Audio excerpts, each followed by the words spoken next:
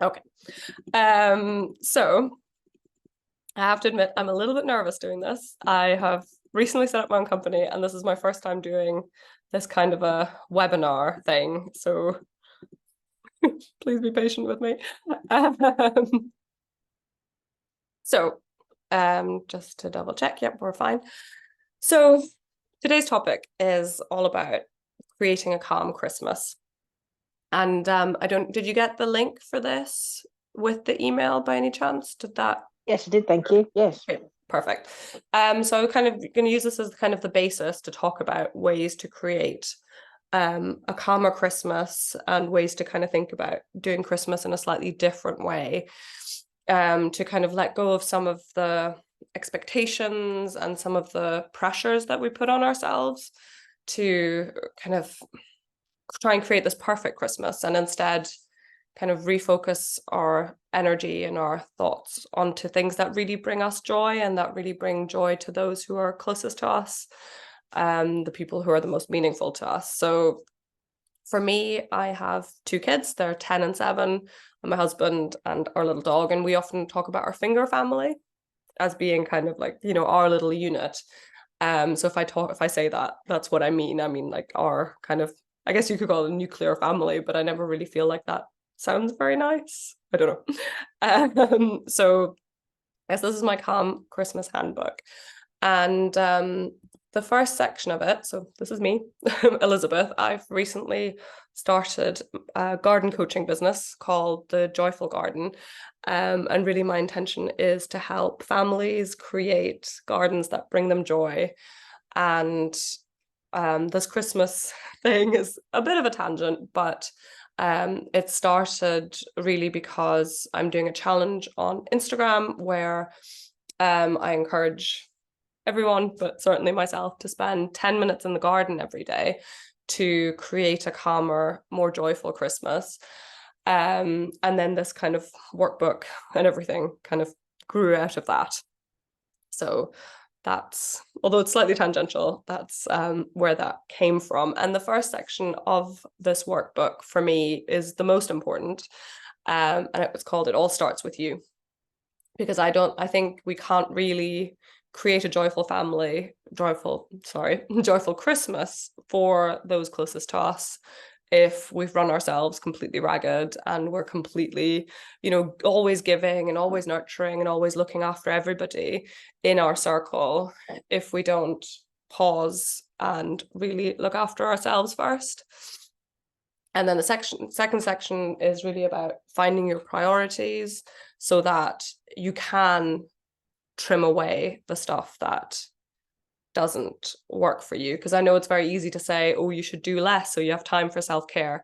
But, well, where's that time going to come from? And that's really the second section of this workbook, and something we're going to get to as well. And the last section is called 10 Calm Minutes, and that's my encouragement of everybody, including myself, to spend 10 minutes in the garden every day in the run up to Christmas.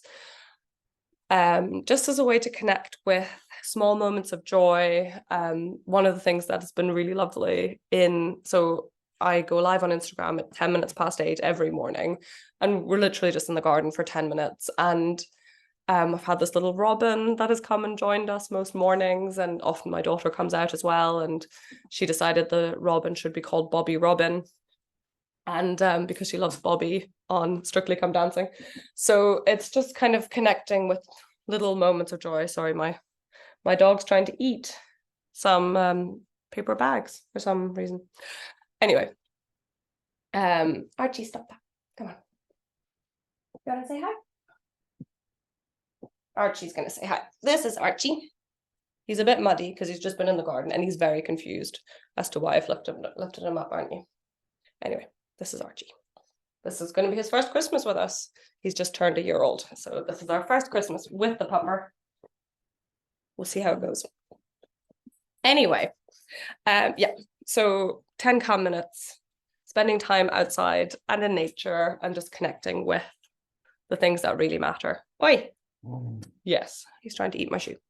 It's like a faux fur thing. He seems to think that anything that's made out of faux fur is also his to chew.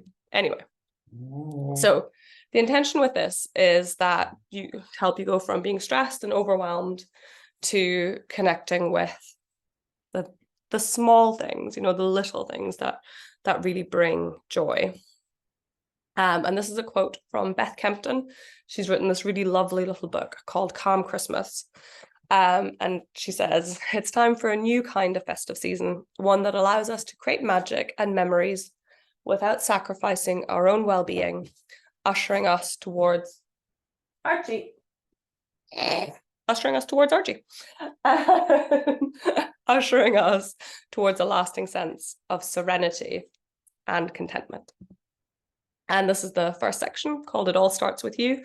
And I think, especially as women, we can be so giving, as I said before, so nurturing of others, so always, looking after everybody in our community, in our surroundings.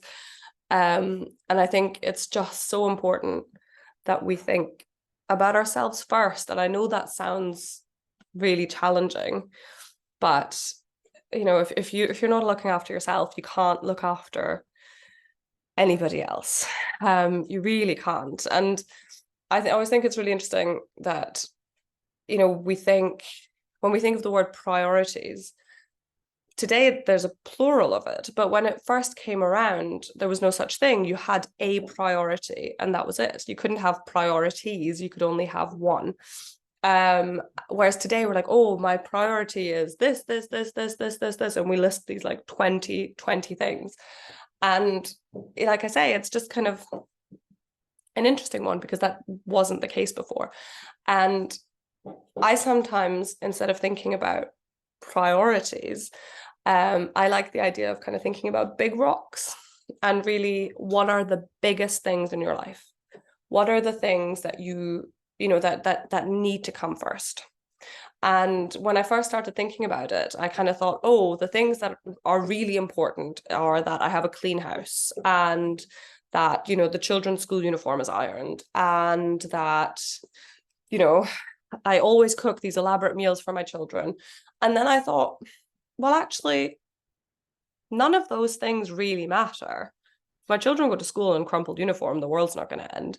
And if my house isn't tidy, the world's not going to end. And if I don't cook their food from scratch, they'll be okay. If they have cereal for dinner a few nights a week, they'll be okay. But what really matters, and I kind of, after some thinking, I came to the conclusion that my two big rocks are my finger family and my own health and well-being. Because if I'm not healthy, I just can't look after anyone else. So I came to the realization that those are the two things that I have to put above everything else. And only if those two things are okay, are well taken care of, then, all the whole next layer is still really important to me. My career, my friends, my family, my home, Christmas. You can see I'm a huge fan of Christmas. I love it. I even planted a Christmas tree in my garden, and it's got twinkly lights on it. I love Christmas, but I don't think that any of what I call my pebbles, they're still really important. But if I'm feeling really run down, then, I can lie on the sofa for half an hour and the kids can eat cereal for dinner and they'll be fine. And similarly with Christmas, there are all these beautiful things you can do, but are any of them taking away from the really important? Are you running yourself so ragged trying to do all of the things that actually it's taking away from your own headspace, your own well-being? So in service of that, I've got a couple of questions here. One second, my dog is chewing something in the hallway. Oi, no. Nothing like shouting at your dog in the middle of a thing. So I would love it. Archie. The joy of everyday life, family life. So in the service of this, Archie. Honestly, I thought my children would be the ones who would be interrupting this, but no. In the service of kind of figuring out what was really important. I would love it if we just took a few minutes to look at a couple of these questions and just like write down a couple of thoughts. So the first one being, last Christmas, did you enjoy yourself, or were you stressed trying to do everything? And the next thing I would like you to think about is the last question. How would Christmas be if instead of it being perfect, you instead focused on something else? Like instead of trying to make it be a perfect Christmas, what if you tried to incorporate wonder, or you tried to incorporate joy? So I'd love it if we just took a couple of minutes and just wrote down some thoughts on that. I will do the same, and then we will move on to the next section. But first of all, I need to find a pen. So I'm just gonna...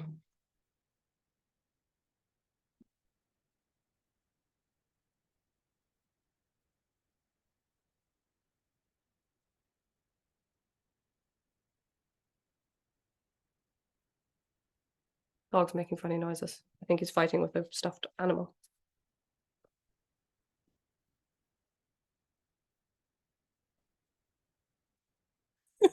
Can you hear him?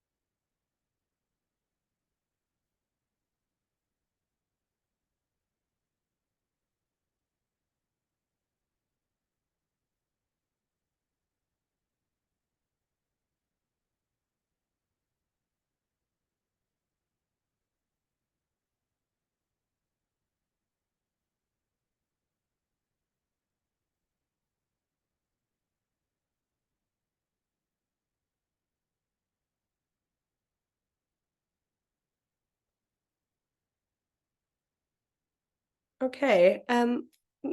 Melanie, would you be comfortable sharing your answers, or would you prefer I just kind of went through my own ones? Yeah, I think it'd be good for you to go through your own ones. Okay. First of all, I absolutely love this workbook. I think it's beautiful just to look at, let Thank alone go you. through this as well. So, but yeah, it'd be really good to sort of hear your sort of insights. Yeah, absolutely. That's fine. So, the first question. Last Christmas, did you enjoy yourself, or were you stressed trying to do everything? So I've been on a big journey with my Christmases. We used to kind of spend Christmas with all the extended relatives and kind of meeting everybody else's expectations. But it was never really that enjoyable. It was very much, the children were expected to behave in a certain way, and kind of we were just juggling a lot of things, as everybody always is. And then I had a big reality came and slapped me in the face, because when my little girl, who is now 7, when she was nearly 2, so kind of late October, early November, a few years ago, she was very suddenly really ill. And she was in hospital.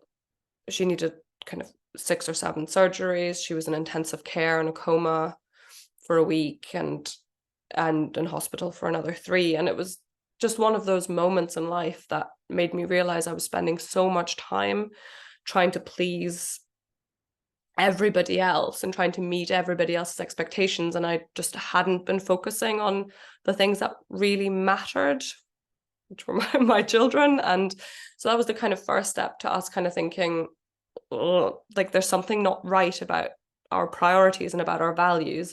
And then COVID happened, and all of a sudden we were kind of forced into spending our Christmases in a completely different way, because as I said, we'd always done everything everybody else had expected of us, and we had never really stopped to think what brings us the most joy and what brings the most joy to our children. And then COVID forced us to have Christmas as a finger family, and it was so lovely. It was really slow, it was really calm.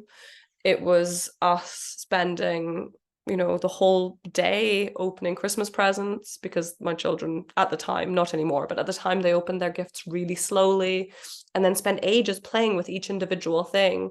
But when we were with the wider family, that wasn't really okay. They were very much rushed, and they were expected to behave in a certain way, and they were expected to kind of conform to these slightly old-fashioned standards of how children should be.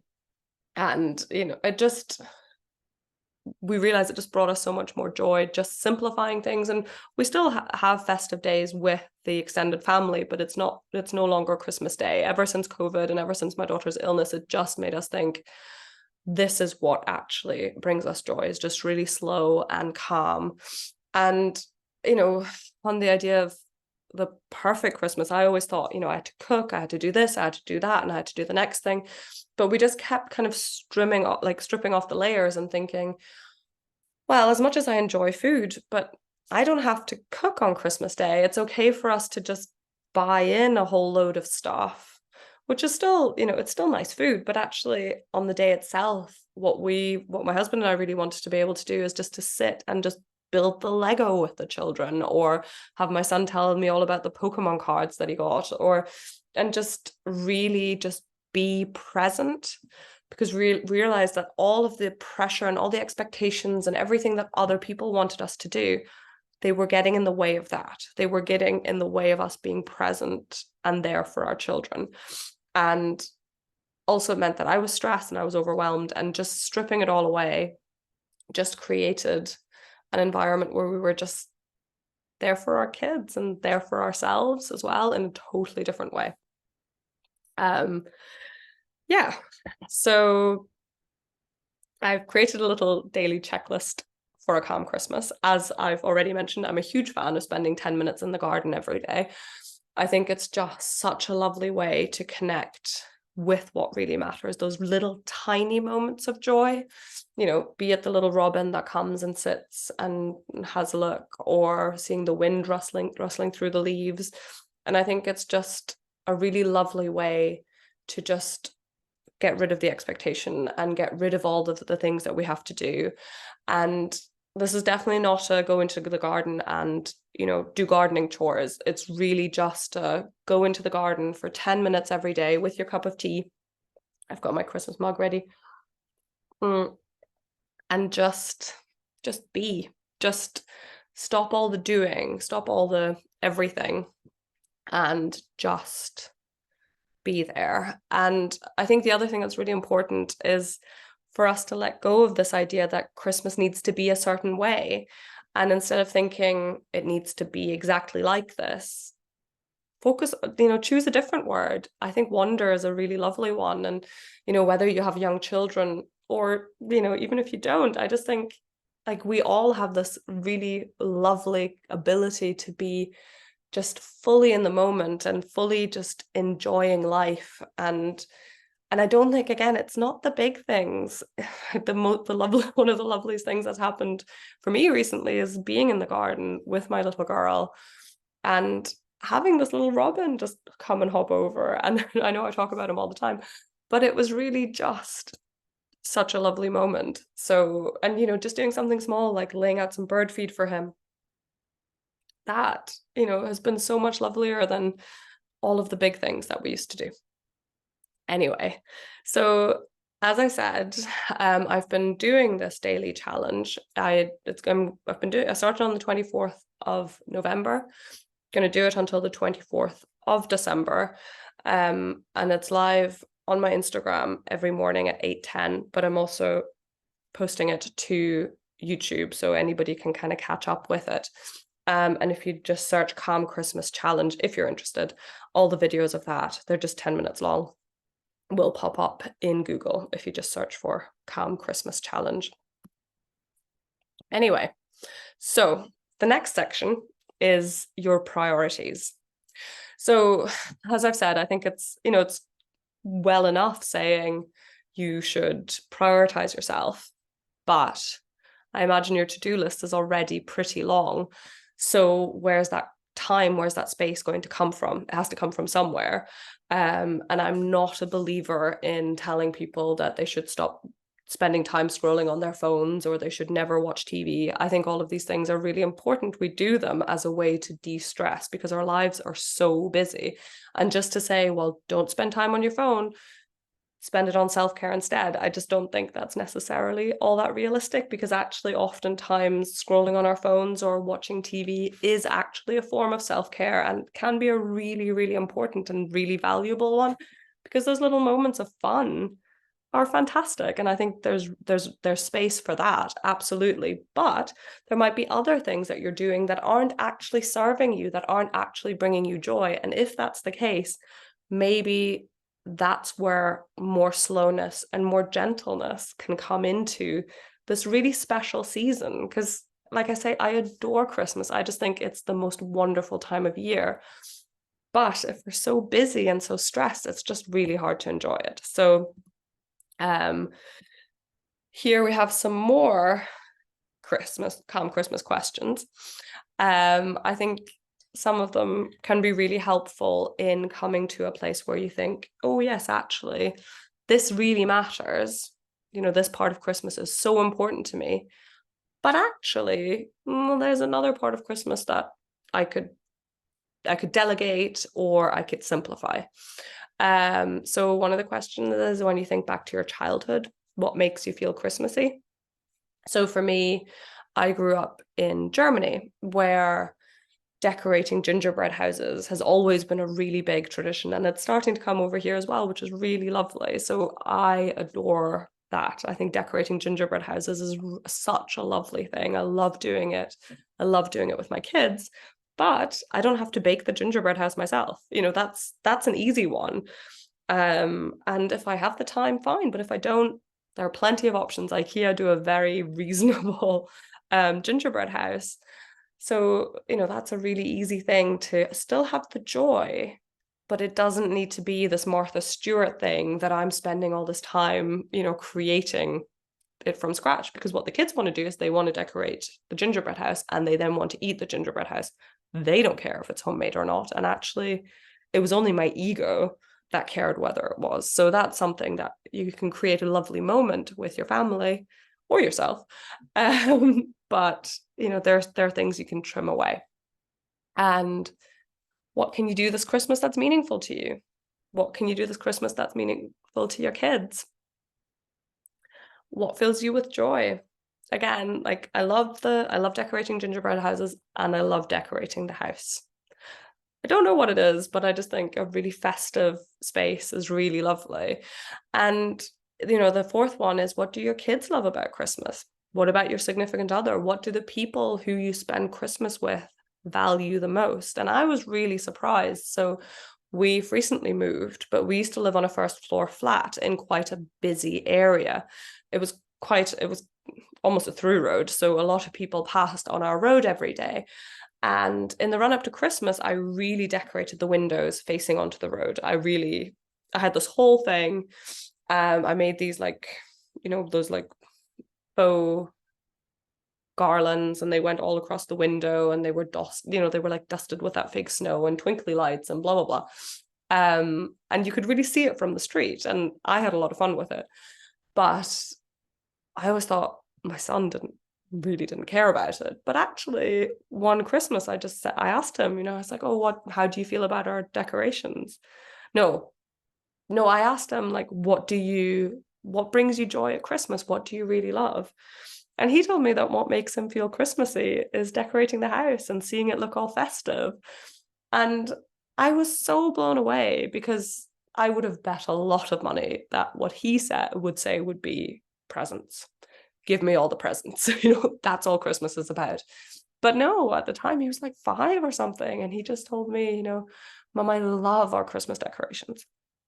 And I really thought, what a lovely way to connect with him, to know that, and to think actually something that brings me joy brings him joy. But he couldn't give two hoots about the Christmas food, for example. So, it's just discovering these things about the people you're closest to, the people you spend this really precious time with. Again, it just allows you to trim the fat, to trim away what matters and to trim away what doesn't. And the next bit I think can be really helpful. And I think we'll take another few minutes to do this. And I'm happy to share my answers with it. So if you look at, this is my wheel of Christmas. And these are some of the different categories that I think we really put a lot of pressure ourselves in. My words are failing me. To create, and we think we have to do every single one of those things. But I think you can pick a few of them and make them really magical, and that will create a beautiful Christmas. Anyway, so if I suggest we take a few minutes, and if you haven't printed this out, just, make yourself a little circle, or even just write it down. If you look at 1 being not very important at all, and 10 being super important, and you just think, how important are presents to me? How important are the decorations? And just mark every one of them out of 10. And hopefully by doing that, you'll see some areas that really matter and where you should put all of your energy. And you'll also see some areas that actually don't matter that much at all. So we'll take a few minutes to do that. I will do it as well, and then I will report back.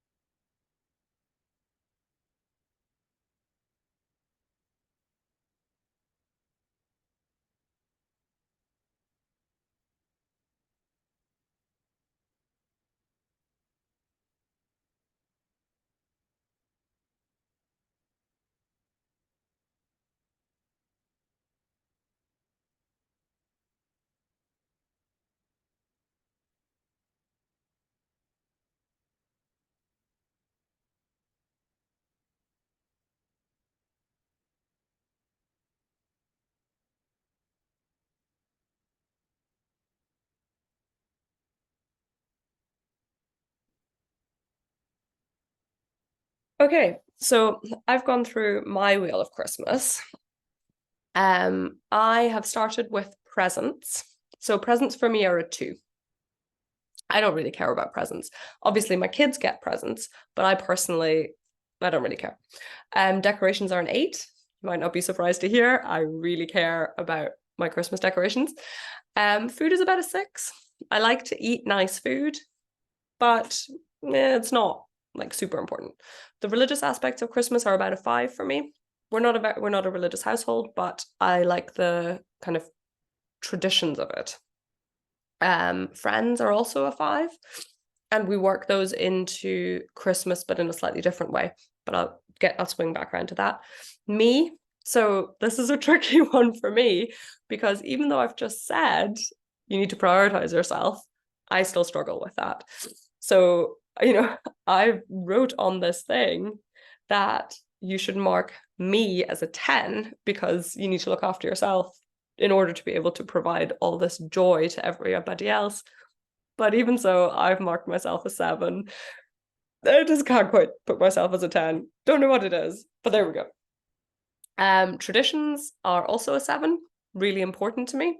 But they're not set in stone. And then family, and in this case, I'm thinking about my finger family.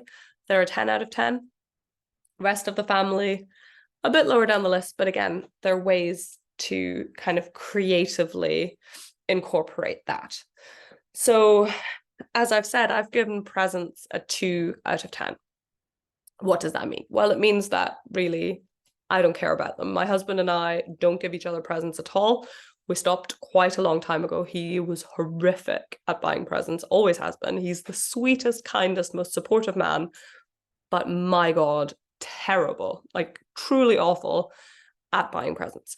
So we stopped a long time ago. And also, he doesn't want for anything. So I was just stressing myself out every Christmas, running around like a mad person, trying to find him presents. So we stopped. And the other adults in the family, we might play a little game like White Elephant, which I believe is an American tradition, where it's a little bit like Secret Santa, but it's more of a game. So what you do is everybody brings a present and you put it in the middle. And the first person, you might draw from a deck of cards, and whoever has the lowest card starts, and they choose a present, they unwrap it. And then the next person can choose whether to steal that present or unwrap their own one. And so it goes. The next person can again choose to whether they want to steal any of the presents or whether they want to unwrap their own one. And it's really silly. It's really fun. And it just brings a bit of fun, brings a bit of lightheartedness to the whole proceedings. Because as much as I think Secret Santa's a good solution, it can still feel quite pressured, I think. And something like this White Elephant thing, it brings a bit of fun. And it means that instead of having to buy for everybody in the family and spending a lot of money and rushing around through the shops trying to, and there's been a survey recently, and they found that 80% of people feel completely under pressure buying all these presents. And I don't know if you're the same. I've received some beautiful gifts, but the vast majority are lovely thoughts, but really then also can become a bit of a burden because they might not be quite your taste, and then they're in your home, and then you feel like you always have to bring them out when the person comes over, or you feel like you can't get rid of it because it was a gift.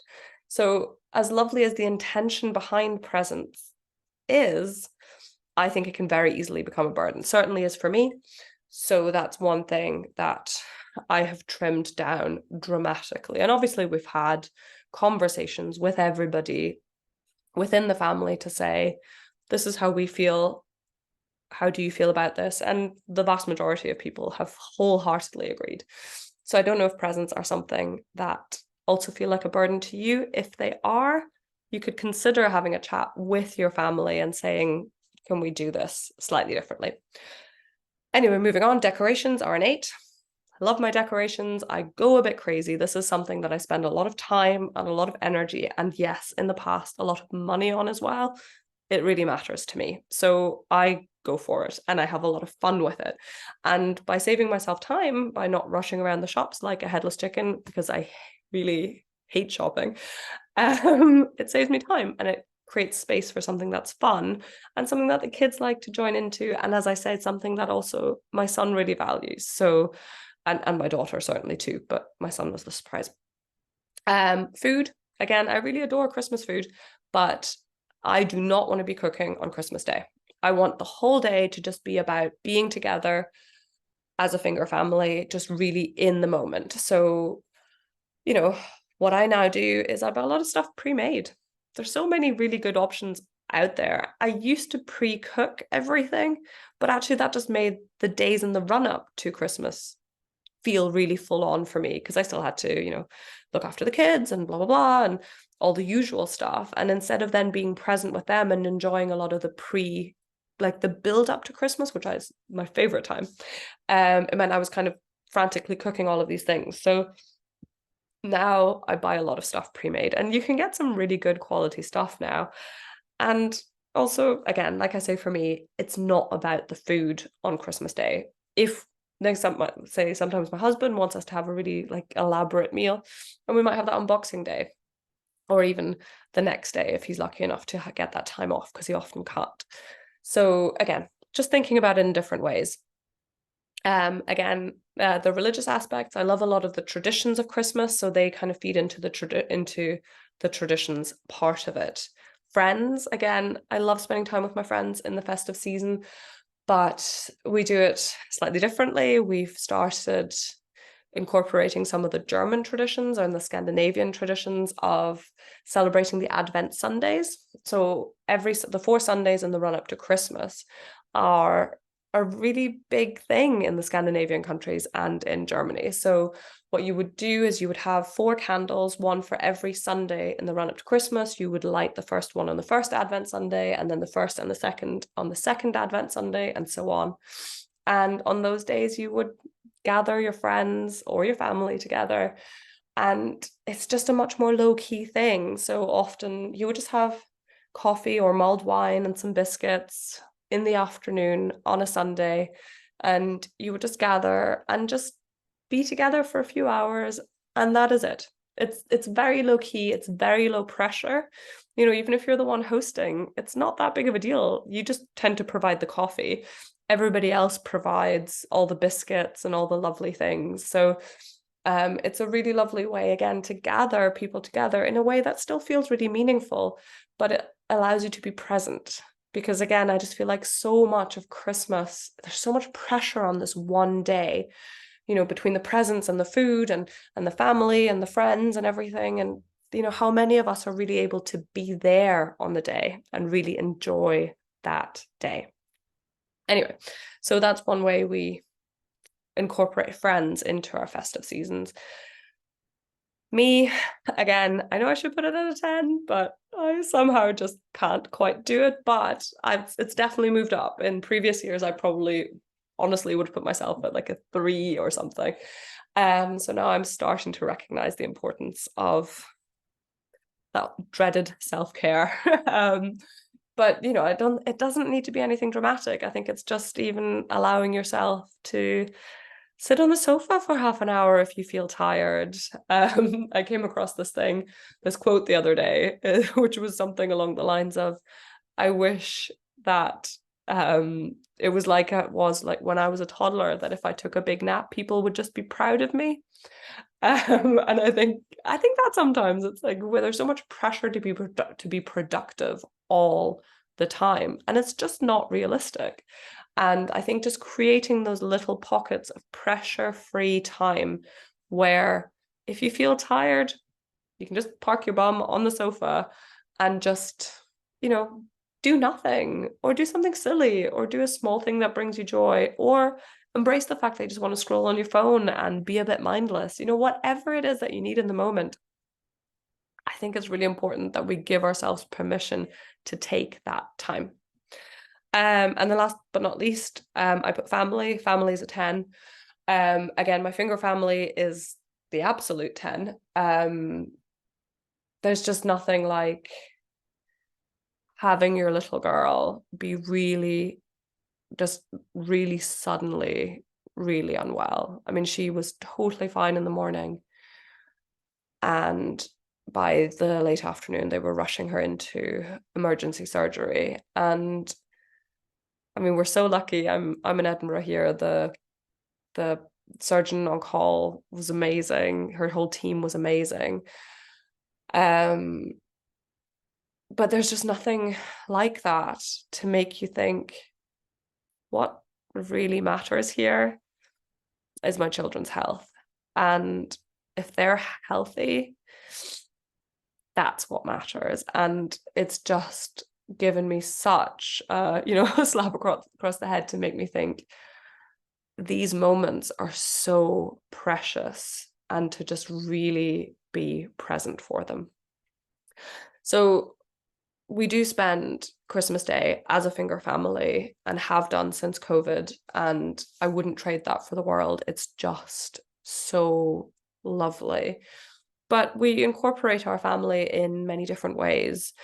My mother doesn't live in the same country as me, but she's been over and we had a lovely kind of festive celebration yesterday in the garden, even though it was snowing. It was the first Advent Sunday, so we were able to kind of tie that together and it was really lovely. And we'll see other members of the family on other days in the festive season. It just won't be on Christmas Day. So it's kind of establishing our boundaries, realizing what's important to us, and then just, living that. And it's been amazing how much the difference between how much I used to stress about Christmas and meeting everybody else's expectations to now saying, whatever the day brings, it's okay, because it's just about what brings, well, I was going to say what brings joy. Obviously, it's not all about joy on the Christmas day. There will be tears, there'll be tantrums. My children are not perfect. I get grumpy.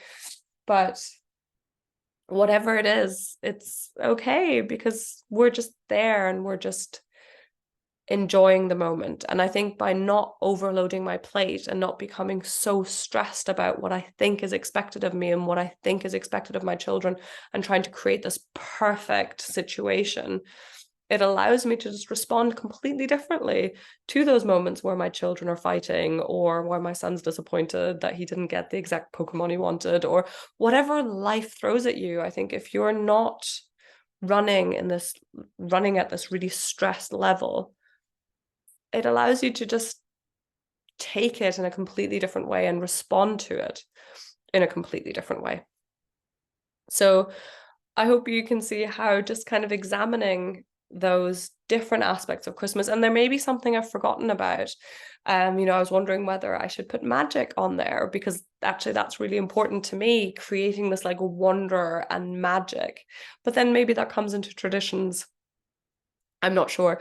Maybe there's an aspect of it that I haven't added to the wheel, so you could always cross it out and add it. And then, really make it about what matters to you this festive season. But I hope that you can see how, by kind of thinking, oh, this really matters, but actually this doesn't matter so much, how hopefully it might create a bit of space this festive season. So this is just a little area where you can write some notes, any ideas, like maybe some brainstorming where you think, oh, actually, yeah, you might be different to me. You might think, oh, actually, decorations don't really matter to me. So what are ways that I can reduce the pressure of that and create something that is enough for me this festive season? Or it might be, I'm sure your wheel of Christmas will look different to mine. But hopefully this space will just give you somewhere to kind of brainstorm ideas to reduce the to-do list and create more space for joy and for wonder. I just wanted to mention, as I said, I'm kind of coming at this from a garden coaching point of view. I really help kind of families create gardens that bring them joy. And I think there's so much loveliness in community as well. So I'm starting a group garden coaching specifically for moms, to help them create joyful gardens for them and for their families. And I'm going to have one in-person session in a cafe here in Morningside in Edinburgh, and one online session on Tuesday evenings, and we will meet 6 times. And it's going to be all about, which plants will thrive in your garden, how to lay out a garden that will really bring you joy, where to find the spots of sunlight, or, just really create a garden that invites you into it and is a lovely place to be. We'll look at plants that will thrive and all the different things, so that to really give you the confidence to know which will work and which won't. So here's just another little checklist. what matters to you and what doesn't.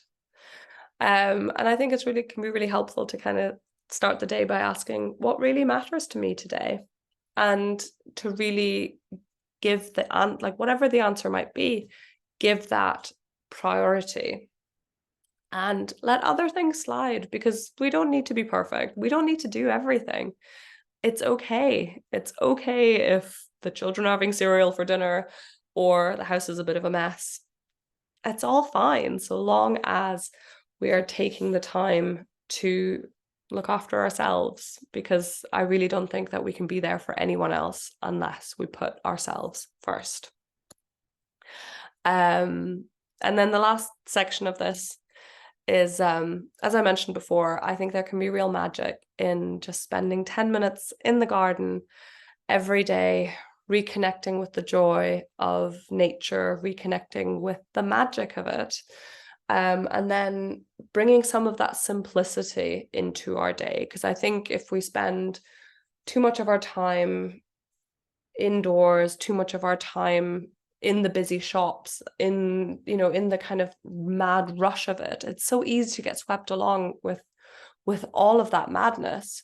But by just being outside and just seeing the beauty of it, I think is a really lovely way to bring us back down to what really matters to us, and to connect us with what really matters to those closest to us as well.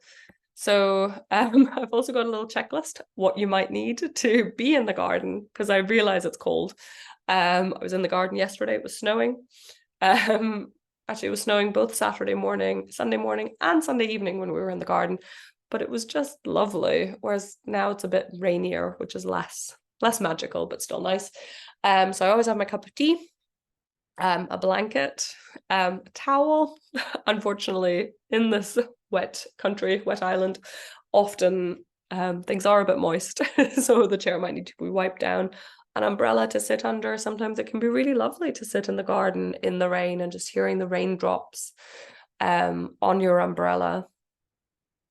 And then if you want to go a bit more next level, adding a bird feeder, just inviting our little feathered friends into the garden, and knowing that you're really helping them at this time of year when there isn't as much food for them, and just the joy of seeing this little bird come and pick at your bird feeder can be really lovely. And to sit there and to know that you've already made a difference to this incredible little creature, I think sometimes can take the pressure off the rest of the day, because you already did a really great thing.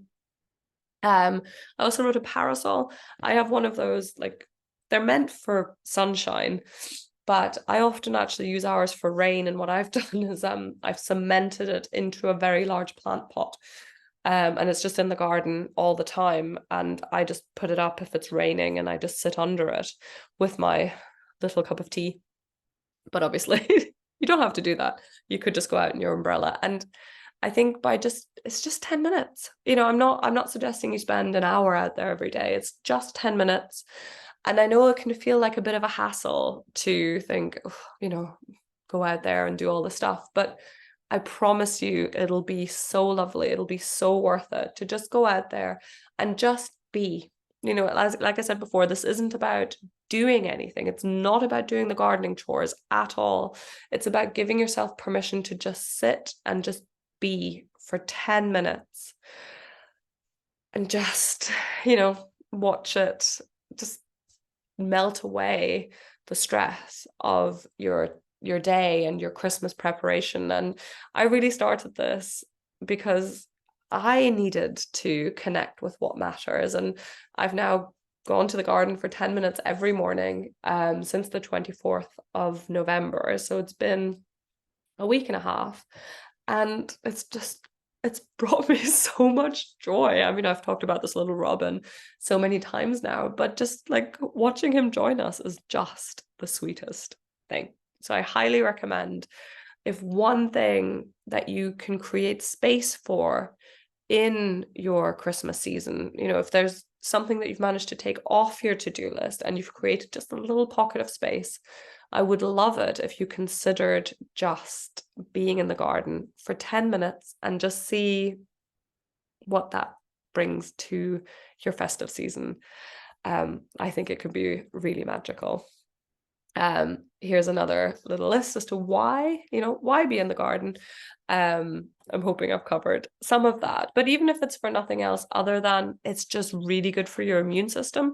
And I know a lot of us tend to get sick at this time of year, but actually by just being out there, you will do so much good for your immune system and vastly reduce your chances of being ill. And nobody wants to be ill on Christmas Day, right?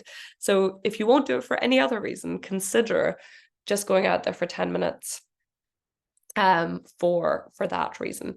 And I told you I was a little bit obsessive with Christmas. This is my garden. I don't know if you can see the little arrow is pointing at the Christmas tree that I planted in my garden last year.